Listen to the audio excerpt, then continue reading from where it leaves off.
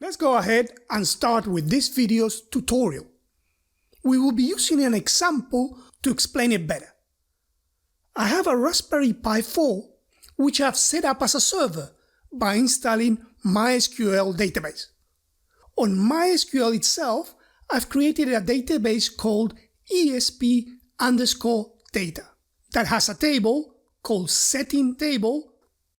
On this table, I have a row and a number of columns to capture the status of key settings for my flat temperature system.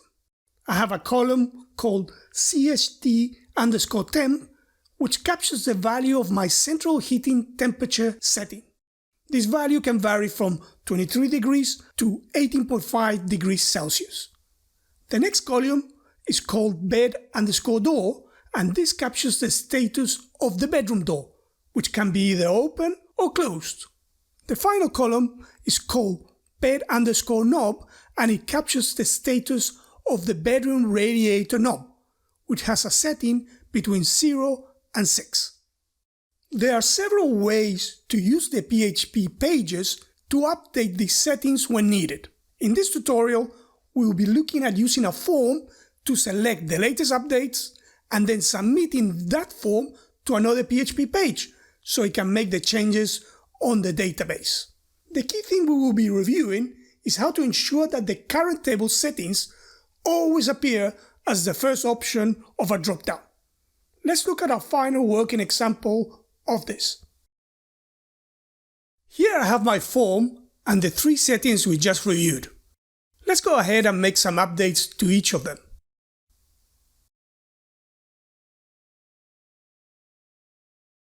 I hit submit. The changes should have been made now. Let's return to the form page. And as you can see, our updates are now reflected as the first option of each of our settings. Great! Let's change the values back to the original ones.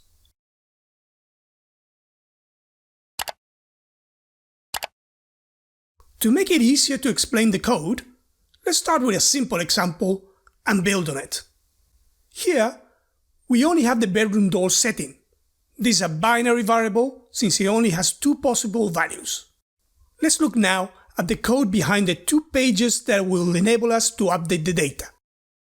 My voiceover guy, Bot, will be helping us with this. Over to you, mate. Thanks, great human person. It will be an honor to take our viewers through the code. As the human person mentioned before, all the PHP files we will be reviewing are available in the GitHub repository. The links are in the video description and on the tagged comment. Because of this, I will not be writing the code as we go along.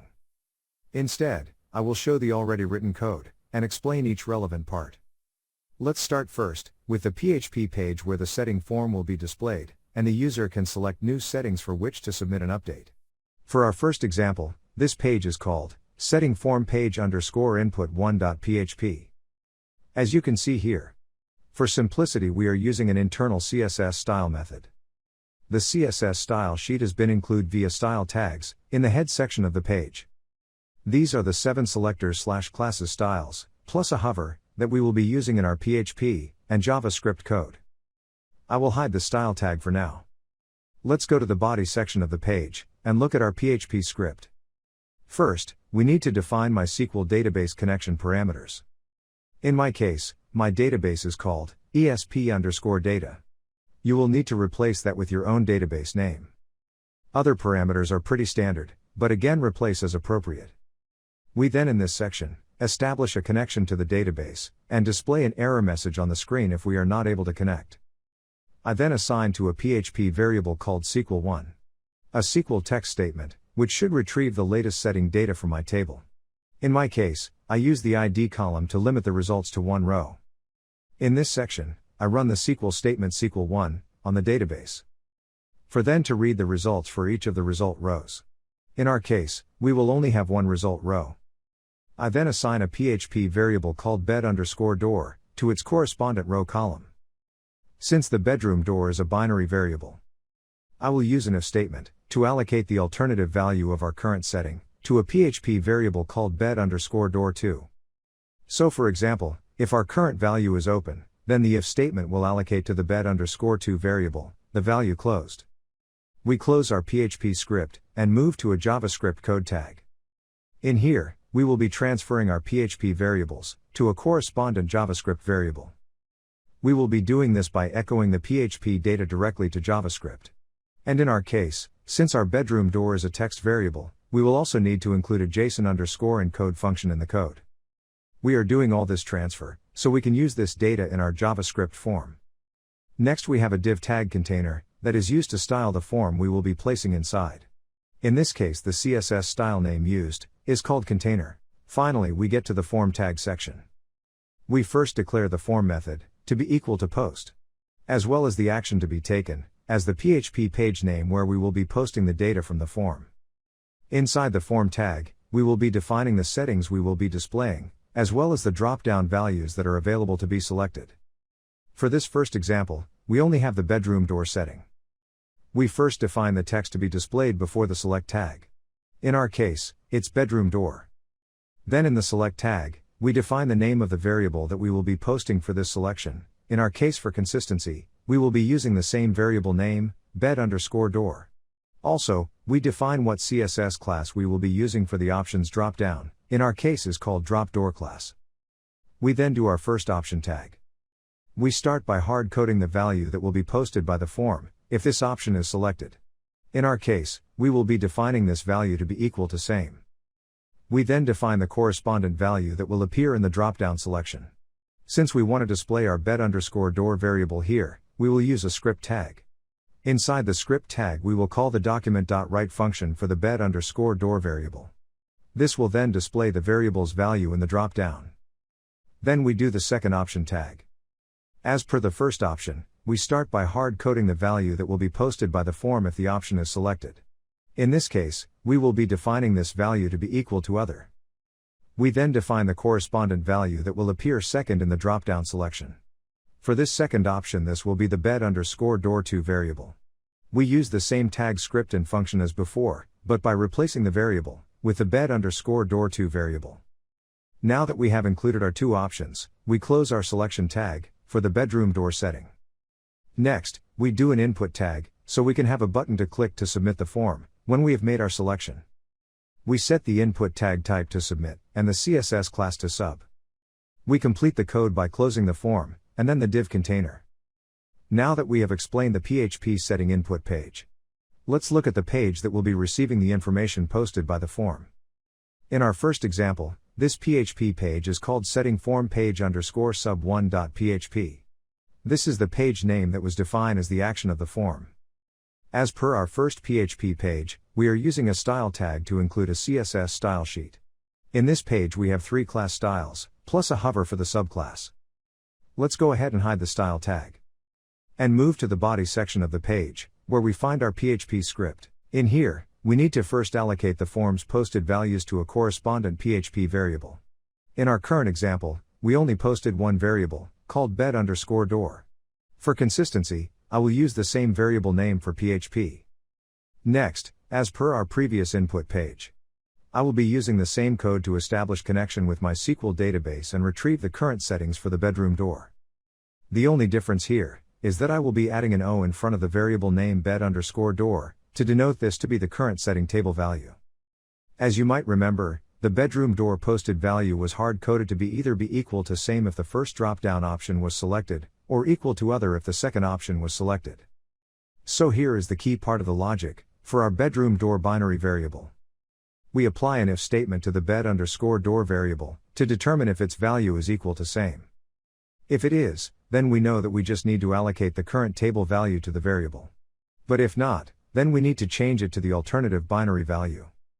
So for example, if the current table value for the bed door is open, and we have received a post that says other, then we need to allocate to the variable a value equal to closed. We then define the SQL text statement that we will use to update our setting table. For this, we combine hard-coded text with the PHP variable bed_door. We use space, dot, space, to concatenate the text and the variable. In the next section, we run the SQL statement query. And if it's successful, we echo a message on screen to that effect. Or if it fails, we display an error message. We close our PHP script and move to a div tag. This div container is used to display and style a message that advises the user to click a button to return to the previous page. Finally, we get to a form tag section. This will be used to take the user back to the input page if the user clicks on the submit button. For this, we again declare the form method to be equal to post, as well as the action to be taken as the PHP page name of our original page. Inside the form, we place an input tag. We set the input tag type to submit and the CSS class to sub. We complete the code by closing the form. Okay, all done. Phew. Now that we have finished the code explanation, let's hand over to the human person so he can show us again the working example. Thanks, bot. Great job. Now let's look at expanding our first example. Here, we have now included the other two settings, the central heating temperature and the bedroom radiator knob. Same as our previous example, the first option on the dropdown will reflect our current table value. The only other thing to note is that since these are not binary variables, our current setting is repeated in the dropdown. So for example, if the bedroom knob setting is 6, we will find this as the first and last option of the list. But don't worry, on our third and final example, we'll be looking at how we can remove this duplication. For now, let's hand over to Bot so he can explain the second example, PHP pages and codes. Over to you, mate. Thanks, great human person. As per before, let's look first at the PHP page where the setting form will be displayed, and the user can make updates for them to be submitted. For our extended example, the page is now called setting form page _ input 2.php. Since we have covered most of the code on the previous example, I will only focus on the code we have added, so as to incorporate the two extra settings. Let's go to the body section of the page and look at our PHP script. As you can see here, in the read row results section, we have added two new PHP variables, cht_temp and bed_knob, and assign them to their correspondent result row column. Since both of our new settings are not binary variables, I will not be using if statement to determine their alternative values. Okay, so those were the only changes to the PHP code. Let's move now to the JavaScript code tag. In here, we have transferred the two added PHP variables to a correspondent JavaScript variable, keeping the same variable names for consistency. Since our new variables have also text values, we include JSON_encode function in the PHP code section. Now let's look at the form tag and see what changes we have made there. On the tag itself, we have changed the action to be taken text, since this is the second example. The name, where we will be posting the data, is setting form page _sub2.php. Inside the form tag, we have added the two extra settings that we will be displaying, as well as the drop-down values that are available to be selected for each of those settings. Let's review first the added code for the central heating temp setting. We start by defining the text to be displayed before the select tag. In our case, it's central heating temp set. Then in the select tag, we define the name of the variable that we will be posting for this selection. In our case, for consistency, we will be using the same variable name, cht_temp. Also, we define what CSS class we will be using for the options dropdown, in our case is called droptemp class. We then do our first option tag. We start by hard-coding the value that will be posted by the form, if this option is selected. As per the previous example, we will be defining this value to be equal to same. We then define the correspondent value that will appear in the dropdown selection. Since we want to display our cht_temp variable here, we will use a script tag.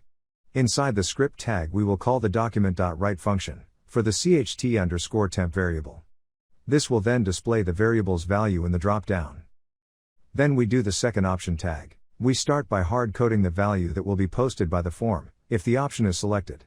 In this case, we will be defining this value to be equal to 23.0. We then define the correspondent value that will appear second in the drop-down selection. For this second option, this value will be hard-coded to be the same as the value field. In this case, 23.0. We repeat the process for all the other value options for this setting, from 22.5 to 18.5. As you can infer, only the first option uses a variable and displays the current table setting. while the other options list the other available settings, which are hard-coded, and will include the current setting value in one of them. So for example, if the current setting is 20.5, this will be displayed as the first option in the drop-down. But it will also appear as the sixth drop-down option. But don't worry. In our last example, we will cover how we can remove this from the drop-down selection options. Now that we have included all our options for this setting, we can close our selection tag. Moving to the bedroom radiator knob setting. We repeat the approach taken on the central heating temp. We define the text that will be displayed before the select tag. In our case, it's bedroom radiator knob. Then in the select tag, we define the name of the variable that we will be posting for this selection, which will be bed_knob. We repeat the approach from the previous settings, and for the first option, we set the value to be equal to same. And include a JavaScript tag, so that the current value of the bed_knob is displayed as the first option. We then hard-code all the available settings options, from 0 to 6. And we complete the process by closing our selection tag. That is it for the PHP setting input page for the second example. Let's move now to the page that will be receiving the information posted by the form. In our second example, this PHP page is called setting form page _sub2.php.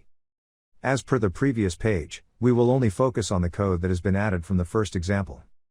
Let's move then to the body section of the page, where we find our PHP script. The first change is that we have added the PHP variables that correspond to the two extra posting made by the form. The cht_temp and the bed_knob PHP variables. Moving on now to the row results section, where we retrieve the latest table settings values. We have added two new PHP variables. cht_temp and bed_knob. And assign them to their correspondent result row columns. We have added the O in front of the variable's name, to distinguish them from the PHP variables that hold the form's posted values. The next PHP code that has been added refers to the if statements that defines the value to be updated on the settings table. Since in both cases, we are not dealing with binary variables, we can use a simple if statement. If the post value received for the setting is equal to same, then we use the current setting value. This is the PHP variable starting with O. If not, then we use the value posted by the form. So for example, if the value posted by the form for bed_knob is equal to 2, then we will be using this value to update the settings table. If on the other hand, we have received a post value equal to same, then we will use the current setting table value for this setting, which in this current example is 20.5. The last change, in the PHP code section, refers to the SQL1 PHP text statement. Here, we have extended it to include the update of the cht_temp column, and the bed_knob column. As per our first example, we use space, dot, space, to concatenate the variables to the text statement. We move now to the form section of the code. Here we make a small change, and we update the action to be taken text, to refer to the setting form page _input2.php page. Okay, all done for the second example. Phew. Let's hand over now to the human person, who will be introducing us to our third example. Thanks, Bot. I appreciate the hard work. Now let's move to our final example. Here we'll be looking at removing the duplication of the current setting in the dropdown. This was a problem for non-binary variables. We will be doing this for the bedroom radiator knob. So now, as you can see, the current table value of 6 only appears as the first option of the dropdown. Let's hand over to Bot so he can show us and explain how we've done this. Over to you, mate. As he mentioned, we will apply this enhancement to the bedroom knob setting. Let's look then at the PHP settings input page. For our final example, the page is called setting form page _input.php. As before, I will only focus on the code we have added. Let's go to the body section of the page and look at our PHP script. The code remains pretty much the same, apart from adding some specific code at the end for our bedroom knob setting. This will support the removal of the duplicate current setting from the form drop-down list. To do this, we first create an PHP array, which contains all the possible values for the bedroom radiator knob. In our case, this are 7 possible text values, from 0 to 6. The name of the PHP array is array_bed_knob. We then add some further code to find the array index of the current bed knob setting. We need this, so we can then remove that value from the array list we just created. For this we use the array_search function, where the value to be searched is the current bed radiator no setting, bed_knob, in the array_bed_knob. Once we have done this, we remove the specific value index from the array. To do this we use the unset function, and referring to our array and retrieved PHP index. Now that the value has been removed, we create a new PHP array, using the same name as before, but adding an F at the end. We use the array_values functions to copy the first array but with its indexes now properly reordered. So now this new array will contain 6 possible text options, all properly indexed, and without the current setting as one of the options. Okay, that is it for the PHP code section. Let's move now to the JavaScript code tag. In here, we have added the transfer of the fphp array to a correspondent JavaScript array variable. Again, we are keeping the same variable name for consistency. Since our new variable is an array, we include JSON_encode function in the PHP code section. Moving to the form tag section, we have kept the code for the bedroom door setting and central heating temperature setting the same. For the bedroom radiator knob, we have made code changes to the options section. The only code that hasn't changed there is the first option. As we explained in the previous example, this first option displays the current bedroom knob setting as the first drop-down option, and posts the value same if the option is selected. As you might have noticed, we have now reduced the total number of available options from 8 to 7. This is to account for the removal of the previously repeated current setting option. Excluding the first option, we have kept the hard coding of the values for each option to be a text value from 0 to 5. This will be the value posted by the form if the option is selected, and it corresponds to the array index value of the selected option. Finally, instead of hard coding the value that is displayed in the drop-down, we are using the script tag and the document.write function to display the array value that correspond to that option index, starting at 0 to 5. So for example, if the current setting was 0, then this value would have been removed from the array, and therefore the second options in the drop-down list would now be 1 instead of 0, and its array index would be 0. Okay, that is it for the PHP setting input page.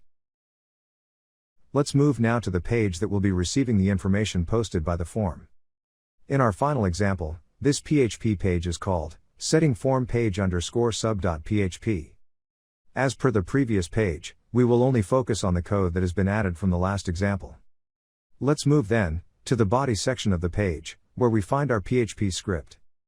The code changes are limited to our bedroom radiator knob variables, and specifically to the if statement that determines the value to be updated in the settings table. In our previous example, if the value bed_knob posted by the form was not equal to same, we were able to use that value directly to update the setting table, since it represented the new knob setting value. Now, instead we receive a value that represents an index of the previous page array, that when used with the array gives us the text value of the new knob settings. This means that we need to expand the if statement code to include an else section when the posted value is not equal to same. In this else section, we need to recreate the previous page final array, so we can use the posted index and retrieve the new setting knob value. For this, we use the same code as per the previous page to create an PHP array, which contains all the possible values for the bedroom radiator knob. Next, we need to find the current setting index so we can then remove that value from the array list we just created. For this we use the array_search function, where the value to be searched is the current bed radiator no setting, bed_knob. Once we have done this, we remove the specific value index from the array. To do this we use the unset function, and referring to our array and retrieved PHP index. As per previous page, we create a new PHP array, using the same name as before, but adding an F at the end. We use the array_values functions to copy the first array but with its indexes now properly reordered. Finally, we complete the else section by allocating to the PHP variable bed_knob to the newly indexes PHP array. We use the posted form index value as the array index. Since the posted form value is a text, we use the int_val function to convert it to a number. Okay folks. That completes my review of the last example. Thanks for your time. You guys have been great. And now over to the human person to close the video off. Thanks, bot. That completes this tutorial. Hopefully it will help you on your specific project. Please hit the like button if you think we've earned it. And please subscribe if you want to get further content. We close this video off by showing you a quick synopsis of some of the upcoming tutorials, which will expand on the current one. Thanks again, and see you on the next one. Ciao!